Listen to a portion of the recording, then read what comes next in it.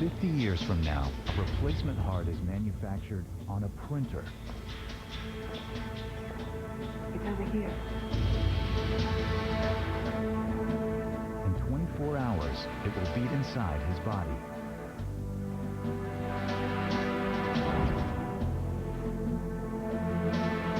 In the future, health insurance could consume almost a quarter of your salary. Can you move your leg? But it provides medical miracles. Okay, Monsieur Desgras. Now I'll activate the chip in your head. This single chip will help him walk again. Let's practice some walking.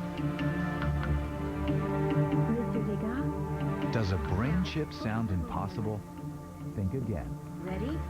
Today, there are hundreds of thousands of patients worldwide who are paralyzed.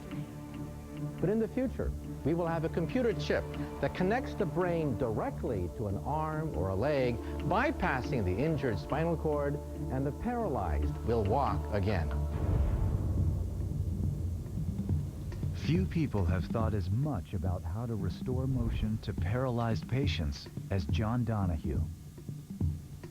For the last 20 years, he has been probing the mysterious signals of the brain. Every movement we make is controlled by brain cells called neurons. They emit millions of spikes of electricity, a storm of neural activity that is the secret language of the brain. Donahue wants to read it. The long-term goal was to see whether we could mathematically decode or translate the brain's language into something that a computer could understand and use. Matthew Nagel is paralyzed from the neck down. In 2004, he offered himself to Donahue for a daring trial. Donahue implanted an array of 100 tiny electrodes into his brain to find out if the area of the brain that controls Matthew's arm still functions. During the surgical procedure, our goal was to put this tiny sensor into the arm area of the motor cortex, the area of the brain where arm movement signals are generated. So this tiny platform sat on top of the brain, and the electrodes about 1 millimeter long would then go into the brain to pick up brain signals.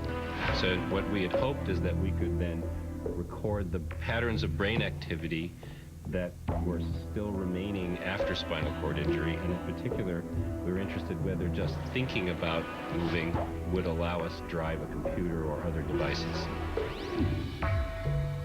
The brain signals were relayed through a cord to a computer. Going to open the first email, which says congrats. It says you are doing a great job.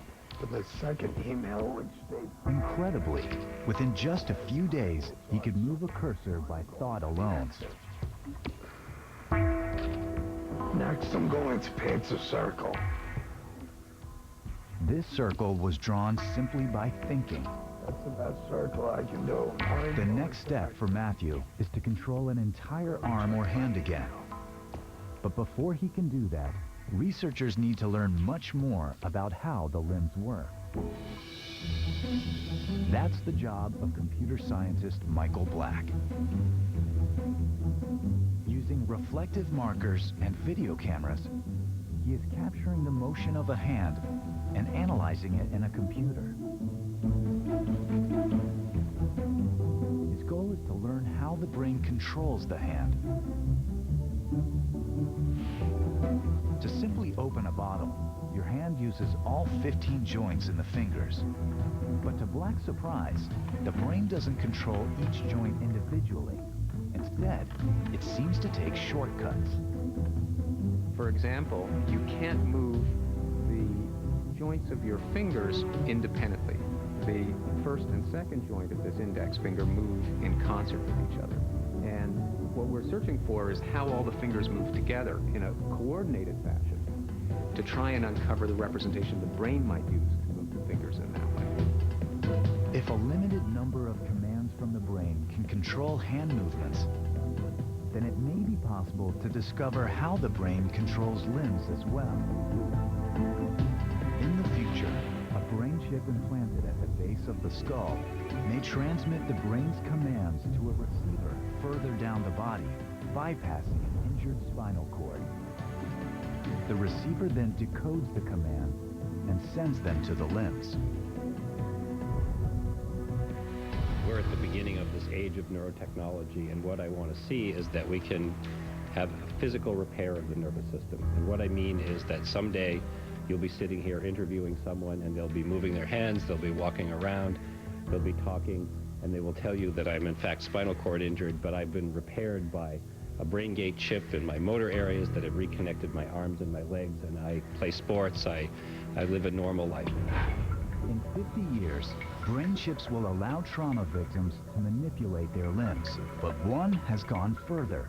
He manipulated his records. Aha, my friend. Dégâts Alain, suspicion of manipulation confirmed. Cancel insurance coverage immediately. Confirmed. Dégâts Alain. Cancel insurance coverage immediately. Now when I let go of you, just think of walking.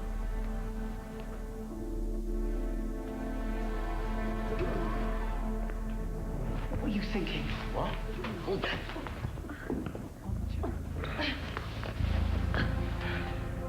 Maybe I should come back in a few minutes. What's the problem? The results for your Euro tests before and after the accident don't match up. You manipulated them. I had a few drinks the night before. I was just trying to keep my premiums down. Alain, personal care refusing to pay a dime. You know what that means. NI. You're not insured. Monsieur Degas, I'm sorry. Treatments for those without premium insurance will be limited. But attempting to beat the system could be fatal.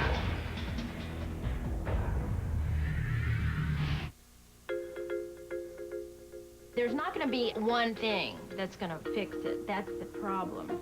There has to be a whole array, a whole palette of things that people do. You know, like wind power, solar, hydrogen. I mean, there's so many other alternatives that are real. More importantly, those things work.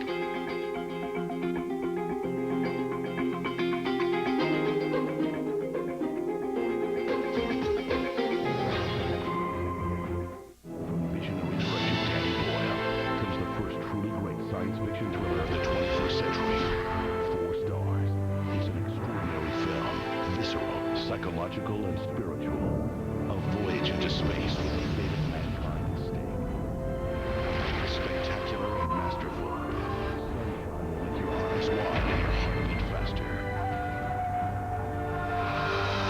Sunshine, rated R. Starts Friday, July 20th at select theaters. I've been to Richmond, Chevy Chase, seeing clients face to face. California, Del Mar, got a flashy rental car. Comfort Suite, love this place. Take a look at all the space. Smoke-free, clean air, the rooms, the lobby, everywhere. Downtime, shop for toys, pick up presents for the boys. Little Rock, feeling fine, getting home right on time. This summer at Comfort Suites, Comfort Inn, Quality Inn, Sleep Inn, or Clarion Hotel, stay 3 separate times and earn a free $50 gas card. Just make your reservations through choicehotels.com or 800-4-CHOICE. Choice Hotels. We'll see you there. This is not a watered-down version of the internet, or the mobile version of the internet, or the kind of sort of looks like the internet. It's just the internet on your phone.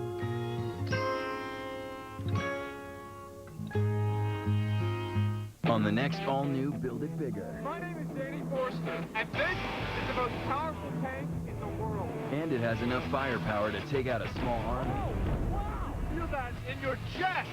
See how engineers take the scrap. Let's clean this puppy off. And make it into an unstoppable military giant. You hear that? You hear that? That's a jet engine. Well, almost unstoppable. Oh, we're going in, we're going in! It's an all-new episode of Build It Bigger. Tuesday at 10 on the Discovery Channel. It's been called the most significant find since King Tut's tomb, and it will change the future of Egyptology. Discover the story that's making headlines around the world. Secrets of Egypt's Lost Queen. Tomorrow at 9 on the Discovery Channel. In 2057, a patient loses his insurance, loses an operation, and stands to lose his life. Oh no. But another patient's loss could prove his salvation.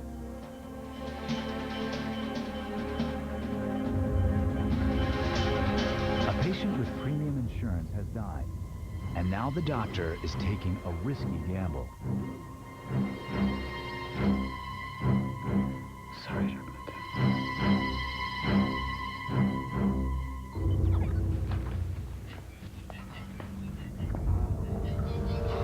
It's after hours, and security is lax in the non-insured ward.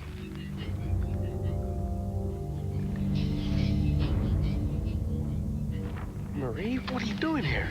Everything we do from now on could cost me my job. I'm giving you the insurance chip of a first-class patient. What have you done? He was dead already. There's a way to adjust the machine so that he looks like he's still alive in central monitoring. Are you crazy? What are you going to do with the other guy? Paper, he'll die 2 days later. I'm going to build the heart to his chip and then operate on it. And then operate on you as planned tomorrow. Then I'll switch the chips back. To insurance, it'll look like he died in surgery. What if you get caught?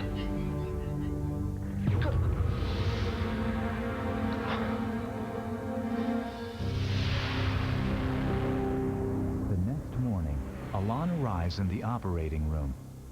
His custom-printed heart is ready. Now, who have we got here? Jacques Martin, born 4/5/95, 90 kilograms, platinum level. Heart transplant with engineered organ. Can you believe he's 62 years old? He's in good shape, Monsieur Jacques Martin. Concentration, please. Everyone ready? Patient hypotherm. During surgery, doctors won't have to touch the patient. Body temperature 46 degrees. Blood completely replaced with plasma solution. Instead, surgeons will manipulate a 3D model of the body.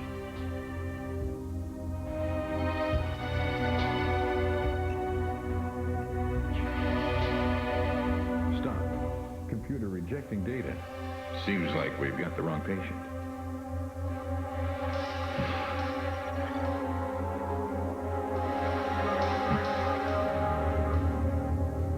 There we go. Piece of junk. No kidding. These virtual images will revolutionize surgery in the next decades.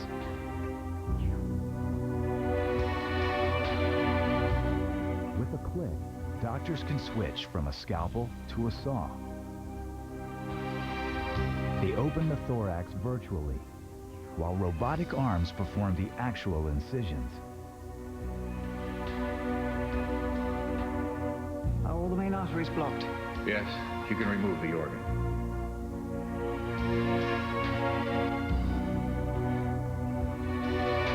Years ago, some scientists predicted that robots will push the human out of the operating room. Well, that may never happen because every patient is different. Robots cannot anticipate the unexpected.